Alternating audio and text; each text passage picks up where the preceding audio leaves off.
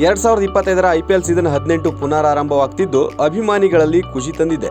ವಿದೇಶಕ್ಕೆ ತೆರಳಿದಂತ ಕೆಲ ಆಟಗಾರರು ಮತ್ತೆ ತಮ್ಮ ತಂಡಗಳನ್ನ ಸೇರಿಕೊಳ್ಳುತ್ತಿದ್ದಾರೆ.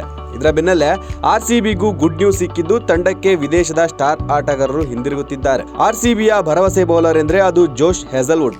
ಈ ಸಲದ RCB ತಂಡದಲ್ಲಿ ಜೋಶ್ ಹೇಜಲ್ವುಡ್ ಅವರ ಬೌಲಿಂಗ್ ನಿರ್ಣಾಯಕ ಪಾತ್ರ ವಹಿಸಿತ್ತು. ಹೇಗೆಂದ್ರೆ ಜೋಶ್ ಹೇಜಲ್ವುಡ್ ಆಡಿದ 10 ಪಂದ್ಯಗಳಿಂದ 18 ವಿಕೆಟ್ಗಳನ್ನ ಉರುಳಿಸಿ ಪರ್ಪಲ್ ಕ್ಯಾಪ್ ಅನ್ನು ಈಗಾಗಲೇ ಧರಿಸಿದ್ರು. ಭಾರತ ಹಾಗೂ ಪಾಕಿಸ್ತಾನದ ನಡುವೆ ಘರ್ಷಣೆಯ ನಂತರ IPL ಅನ್ನ ಸ್ಥಗಿತ ಮಾಡಲಾಗಿತ್ತು. ಇದಾದ ಮೇಲೆ ವಿದೇಶಿ ಆಟಗಾರರು ತವರಿಗೆ ಮರಳಿದ್ರು. ಇದರಲ್ಲಿ ಹೇಜಲ್ವುಡ್ ಕೂಡ ಒಬ್ರು. ಆಸ್ಟ್ರೇಲಿಯಾಗೆ ಹೋಗಿದ್ದ ಹೇಜಲ್ವುಡ್ ಇದೀಗ RCB ತಂಡದಲ್ಲಿ ಆಡಲು ವಾಪಸ್ ಆಗಮಿಸುತ್ತಿದ್ದಾರೆ.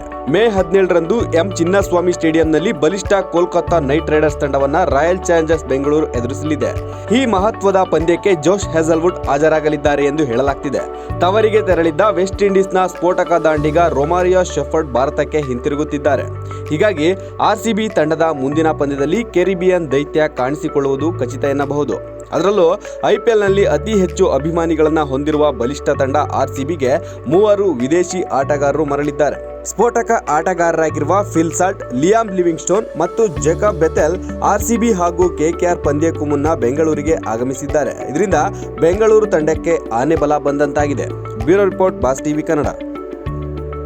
ಲೇಟೆಸ್ಟ್ ಹಾಗೂ ಇಂಟ್ರೆಸ್ಟಿಂಗ್ ಸುದ್ದಿಗಳಿಗಾಗಿ ಬಾಸ್ ಟಿವಿ ಕನ್ನಡ ಚಾನೆಲ್ನ ಸಬ್ಸ್ಕ್ರೈಬ್ ಮಾಡಿ. ಹಾಗೆಯೇ ಬೆಲ್ ಐಕಾನ್ ಪ್ರೆಸ್ ಮಾಡಿ. ಇದರ ಜೊತೆಗೆ ಫೇಸ್ಬುಕ್, ಇನ್ಸ್ಟಾಗ್ರಾಮ್, ಎಕ್ಸ್ನಲ್ಲೂ ಮಿಸ್ ಮಾಡದೆ ಫಾಲೋ ಮಾಡಿ.